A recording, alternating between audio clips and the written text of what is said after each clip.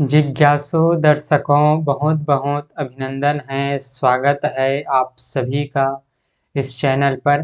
प्रत्येक दिवस की भांति आज भी हम श्री शिव महापुराण पर कथा का कार्यक्रम लेकर उपस्थित हुए हैं और आज जो हमारी चर्चा का विषय है वह है त्रिदेवों के एकत्व का प्रतिपादन। भगवान शंकर जी तीन देव जो ब्रह्मा विष्णु और महेश हैं उनकी एकता को प्रतिपादित करते हैं, उनके एकत्व का प्रतिपादन करते हैं। अर्थात वो बताते हैं कि इन तीन देवों में कोई अंतर नहीं है, ये तीनों देव एक ही हैं। इस तरह से भगवान शिव आगे बताते हैं। हमने पिछले व्याख्यान में श्रवण किया है, भगवान शिव के शब्दमय शरीर को हमने समझा, उनके शब्दमय शरीर को हमने जाना। फिर आगे भगवान शंकर कहते हैं कि हे ब्रह्मन, आप मेरी आज्ञा का पालन करते हुए जगत की सृष्टि कीजिए। ब्रह्मा जी से कहते हैं कि आप जगत की सृष्टि कीजिए और हे विष्णु, आप इस चराचर जगत का पालन कीजिए। फिर आगे भगवान कहते हैं, शिव भगवान कहते हैं, हे ब्रह्मन, मेरा ऐसा ही परम उत्कृष्ट रूप हमारे इस शरीर से लोक में प्रकट होगा, जो रुद्र नाम से प्रकट होगा, रुद्र नाम से प्रसिद्ध होगा। मेरे इस शरीर से हे ब्रह्मन, मेरा ऐसा ही परम उत्कृष्ट रूप इस शरीर से इस लोक में प्रकट होगा, जो रुद्र नाम से प्रसिद्ध होगा, रुद्र कहलाएगा। मेरे अंश से प्रकट हुए रुद्र की सामर्थ्य मुझसे कम नहीं होगी। जो मैं हूँ वही रुद्र है। पूजा की दृष्टि से भी मुझमें और उसमें कोई अंतर नहीं है। ऐसा भगवान शिव कहते हैं कि मेरे ही शरीर से, मेरे ही अंश से रुद्र प्रकट होगा और रुद्र और मुझमें कोई अंतर नहीं है। पूजा की दृष्टि से भी मुझमें और उसमें कोई अंतर नहीं है। यह मेरा शिव स्वरूप ही है। जो रुद्र है वह मेरा शिव स्वरूप ही है। हे महामुनि, उनमें परस्पर भेद नहीं करना चाहिए। फिर आगे भगवान शंकर कहते हैं कि वास्तव में सारा विश्व ही मेरा शिव स्वरूप है। ये समस्त संसार मेरा ही रूप है।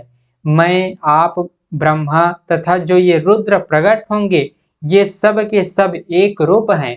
भगवान विष्णु से कहते हैं कि मैं, अर्थात मैं शिव, और आप विष्णु जी को कहते हैं, और ब्रह्मा और ये रुद्र, इन तीनों में कोई अंतर नहीं है। मतलब मुझ में, आप में, ब्रह्मा जी में और रुद्र जी में, इन चारों में कोई अंतर नहीं है।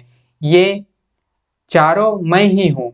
इस तरह से भगवान शंकर कहते हैं। भगवान सदाशिव से ही ब्रह्मा जी का प्रादुर्भाव हुआ, भगवान सदाशिव से ही विष्णु जी का प्रादुर्भाव हुआ और भगवान सदाशिव से ही रुद्र का प्रादुर्भाव हुआ।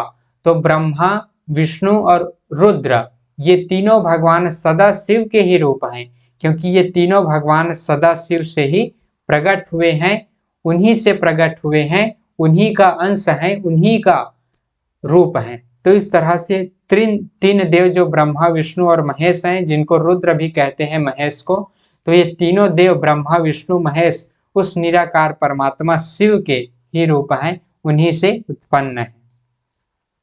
इनमें भेद मानने पर बंधन होगा। हे विष्णु, अब आप मेरी आज्ञा से जगत में मुक्तिदाता बनिए, जगत में मुक्तिदाता बनिए। मेरा दर्शन होने पर जो फल प्राप्त होता है वही फल आपका दर्शन होने पर प्राप्त होगा। जो दर्शन होने पर, मेरा दर्शन होने पर जो फल प्राप्त होता है वही फल आपका दर्शन होने पर भी जीव को प्राप्त होगा। मैंने आज आपको यह वर दे दिया। मेरे हृदय में विष्णु है और विष्णु के हृदय में मैं हूँ। रुद्र शिव के पूर्ण अवतार हैं और रुद्र भी शिव के पूर्ण अवतार हैं। हे विष्णु, जो आपकी शरण में आ गया वह निश्चय ही मेरी शरण में आ गया। इस तरह से भगवान सदाशिव कहते हैं। जो भगवान सदाशिव तत्व रूप में वो निराकार हैं और उन्हीं से, उस निराकार परमात्मा ने ही ये संकल्प किया कि जब उसने, निराकार परमात्मा ने अपने आप को अभिव्यक्त किया, अपने आप को प्रकट किया, शिव रूप में, सदाशिव रूप में उस निराकार परमात्मा ने प्रकट किया और फिर उस निराकार परमात्मा ने जो अपने आप को शिव रूप में अभिव्यक्त कर रहा है, सदा शिव रूप में अभिव्यक्त कर रहा है, उस परमात्मा ने अपने ही श्री अंग से अपनी शक्ति की सृष्टि की, जो उनसे अलग होने वाली नहीं थी। फिर उस भगवान सदाशिव, जो उस निराकार परमात्मा की ही अभिव्यक्ति है, उस निराकार परमात्मा का ही रूप है, तो वो भगवान सदाशिव और उनकी शक्ति शिवा, ये दोनों काशीपुरी में विचरण कर किए। और फिर जो है भगवान सदाशिव और शिवा के मन में ये इच्छा हुई कि एक ऐसे पुरुष की सृष्टि की जाए जिस पर ये सारे जगत का कार्यभार सौंपा जाए। तो फिर जो है भगवान सदाशिव अपने वाम भाग से विष्णु जी को उत्पन्न करते हैं और दाहिने भाग से ब्रह्मा जी को उत्पन्न करते हैं, और उन्हीं के शरीर से रुद्र की भी उत्पत्ति होती है। तो ब्रह्मा, विष्णु और महेश, रुद्र, ये तीनों, ब्रह्मा विष्णु महेश, जिसको रुद्र भी कहते हैं महेश को, तो ये तीनों देव उस भगवान सदाशिव से ही प्रकट हुए हैं। उस भगवान सदाशिव और उनकी शक्ति शिवा के माध्यम से ये तीनों देव, ये त्रिदेव के नाम से जिसको हम जानते हैं, इस सृष्टि का कार्यभार संभालने के लिए, ब्रह्मा जी सृष्टि करने के लिए, विष्णु जी इस जगत का पालन करने के लिए और रुद्र जी इस जगत का संहार करने के लिए, ये तीनों देव उस निराकार परमात्मा के अभिव्यक्त रूप भगवान सदाशिव और उनकी शक्ति शिवा से ही उत्पन्न है। तो इन तीनों देवों में कोई अंतर नहीं है, वो भगवान सदाशिव के ही अंश हैं, उन्हीं के रूप हैं, उन्हीं का वो साकार रूप है, उन्हीं का वो रूप है, भाव रूप है, जो इस जगत के कार्य को संचालित करते हैं, जो इस जगत के कार्य को करते हैं। तो एक तो जिस प्रकार से हम पढ़ रहे हैं, तो एक तो वो निराकार परमात्मा है जो सर्वव्यापी है, तत्व रूप में सब हम हमारे घट के भीतर विराजमान है, और उस निराकार परमात्मा ने ही ये इच्छा की, ये संकल्प किया और अपने आप को शिव रूप में प्रकट किया। हमने पिछले व्याख्यान में श्रवण किए हैं, अपने आप को सदा शिव रूप में प्रकट करते हैं। उस निराकार परमात्मा का ही मूर्त रूप वो भगवान सदाशिव हैं, जो इस सृष्टि को आगे बढ़ाने के लिए प्रकट हुए। और फिर उस भगवान सदाशिव ने अपने ही श्री अंग से शक्ति की सृष्टि की, जो उनसे अलग होने वाली नहीं थी, और उस सदाशिव और शिवा से ब्रह्मा, विष्णु और महेश की उत्पत्ति हुई।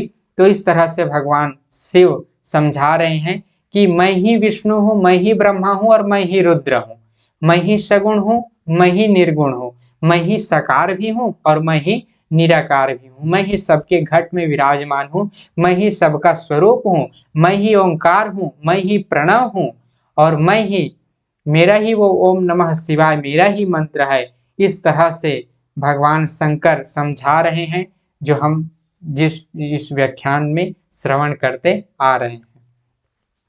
तो इस तरह से भगवान शंकर जी कहते हैं, हे विष्णु, जो आपकी शरण में आ गया वह निश्चय ही मेरी भी शरण में आ गया, जो आपकी शरण में आ गया वो मेरी भी शरण में आ गया, जो आपकी भक्ति कर रहा है वह मेरा भी भक्ति कर रहा है, जो मुझ में आप में अंतर समझता है कि ब्रह्मा अलग हैं और शिव अलग हैं, या ब्रह्मा अलग हैं, विष्णु अलग हैं, ब्रह्मा अलग हैं, महेश अलग हैं, शिव अलग हैं। इस तरह से मतलब जो अंतर करता है कि विष्णु जी अलग हैं, ब्रह्मा जी अलग हैं और महेश रुद्र जी अलग हैं, और वो भगवान शिव अलग हैं। इस तरह से जो भेद करता है वह तो निश्चय ही नरक में गिरता है, क्योंकि सब तो मेरा ही रूप है, तुम तीनों भी मेरे ही रूप हो। इसके बाद भक्त वत्सल भगवान शंभु शीघ्र वही अंतर ध्यान हो गए। तभी से इस लोक में लिंग पूजा का विधान प्रचलित हुआ। लिंग में प्रतिष्ठित भगवान शिव भोग और मोक्ष देने वाले हैं। जो भगवान शिव का लिंग है वो भगवान शिव का प्रतीक है, उनका वाचक है। लिंग का अर्थ होता है चिन्ह, तो शिवलिंग का अर्थ हुआ भगवान शिव का चिन्ह, भगवान शिव का प्रतीक। शिवलिंग की वेदी महादेवी का स्वरूप है। जो शिवलिंग की वेदी होती है, जो शिवलिंग में वेदी होती है, वो महादेवी का स्वरूप है, महादेवी का स्वरूप है, जगत जननी का स्वरूप है, और लिंग स्वयं महेश्वर है, साक्षात महेश्वर है। इसी में संपूर्ण जगत स्थित है, संपूर्ण संसार उस शिवलिंग में ही समाया हुआ है। जो शिवलिंग में जो लिंग है वो महादेव हैं, और जो वेदी है वो महेश्वरी है। आगे के अध्याय में भगवान शिव पूजन की विधि और उसके फल का वर्णन किया गया है। आगे जो हम अध्याय में श्रवण करेंगे उसमें भगवान शिव पूजन की विधि और उसके फल का वर्णन किया गया है। जो शिव भक्ति परायण होकर प्रतिदिन पूजन करता है उसे अवश्य ही पग पग पर सब प्रकार की सिद्धि प्राप्त होती है। रोग, दुख, शोक, उद्वेग, कुटिलता, विष, अन्य जो भी कष्ट हैं उन सबका नाश होता है। अतः भगवान सदाशिव की प्रसन्नता के लिए सदैव अपने वर्णाश्रम विहित कर्म करते रहना चाहिए। बिना ज्ञान प्राप्त किए ही जो प्रतिमा का पूजन छोड़ देता है उसका निश्चित ही पतन हो जाता है।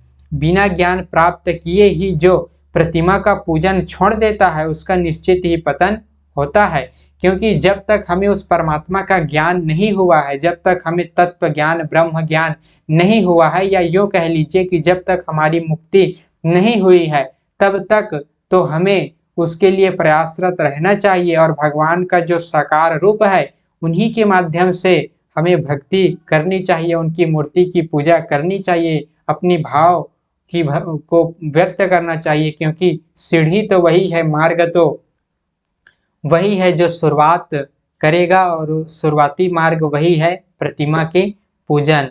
जो हम भगवान का प्रतिमा बनाते हैं, मूर्तियां बनाते हैं, वो भगवान के उस रूप को अभिव्यक्त कर रहा है, उनकी अभिव्यक्ति वो प्रतिमा है। तो हमें अवश्य ही प्रतिमा का पूजन करना चाहिए, क्योंकि शुरुआती सीढ़ी तो वही है। अब मोक्ष हो जाएगा जब हम ब्रह्म ज्ञान को प्राप्त कर लेंगे, तब तो कोई जब ही नहीं है। जब तक शरीर में पाप रहता है तब तक सिद्धि की प्राप्ति नहीं होती। पाप के दूर हो जाने पर उसका सब कुछ सफल हो जाता है। विज्ञान का मूल अनन्य भक्ति है और ज्ञान का मूल भी भक्ति ही है। भक्ति का मूल सत्कर्म है, अपने इष्ट देव आदि का पूजन है। इस तरह से हमें जो है भगवान शिव का ध्यान करना चाहिए, उनका पूजन करना चाहिए। भगवान शिव की जो मूर्ति हम पूजते हैं वो प्रारंभिक सीढ़ी है, और जो अंतिम सीढ़ी है वो तो मुक्ति है, अपने उस शिव रूप में स्थित हो जाना है। तो हम ये नकार नहीं सकते कि जब अंतिम सीढ़ी वो मुक्ति ही है, जब हमको अपने स्वरूप में ही स्थित होना है, तो हम इन देवी देवताओं की पूजा क्यों करें? अरे भाई, लेकिन प्रारंभिक सीढ़ी तो यही है। हम जब तक हमको क ख ग का ज्ञान नहीं होगा तब तक हम कैसे अपने ग्रंथों को, शास्त्रों को पढ़ेंगे? जब तक हमें क ख ग का ज्ञान नहीं होगा, जब तक हम पहली क्लास पास नहीं करेंगे, तब तक हम कैसे आगे जो है कॉलेज, आगे की जो हमारी डिग्रियां हैं, आगे की जो हमारी उच्च शिक्षाएं हैं, उन तक हम कैसे पहुंचेंगे? वहाँ की ज्ञान को हम कैसे जानेंगे जब तक हमें क ख ग ABCD का ज्ञान नहीं होगा? तो जो मूर्ति पूजा है वो ABCD के ही समान है, क ख ग के समान है, क्योंकि इनके माध्यम से हमें उस परमात्मा का बोध होता है, अर्थात उस परमात्मा के प्रति आगे बढ़ने का, उस परमात्मा को प्राप्त करने का, अपने स्वरूप में स्थित होने का प्रेरणा मिलती है। ज्ञान होता है कि हमें जो है आगे बढ़ना चाहिए, इसलिए हमें मूर्ति पूजा करना चाहिए। भाव स्वरूप है मूर्ति का पूजन करना, और भाव को ही आधार बना करके हम फिर जो है आगे बढ़ेंगे। तो इस तरह से जो है बातें हमको समझनी है। अंतिम लक्ष्य तो वो आत्मज्ञान ही है, मोक्ष ही है, लेकिन शुरुआत में सत्संग है, शुरुआत में संतों का संग करना, सत्संग करना, सदग्रंथों का अध्ययन करना, देवी देवताओं का पूजन करना, ये सब हमें करना चाहिए। तो आज के इस व्याख्यान को हम यहीं पर विराम देते हैं। तीन देवों में कोई अंतर नहीं है, वो निराकार परमात्मा भगवान सदाशिव की ही रूप हैं, जो इस सृष्टि का संचालन करने के लिए, इस कार्यभार संभालने के लिए तीन रूपों में प्रकट हुए हैं। तो कथा कहने में कुछ त्रुटि हो गई हो तो उसके लिए क्षमा करें, और आज के इस व्याख्यान को हम यहीं पर विराम देते हैं। फिर मिलेंगे अगले दिन आगे की चर्चा का कार्यक्रम लेकर। बहुत बहुत आभार आप सभी का। ओम तत्सत।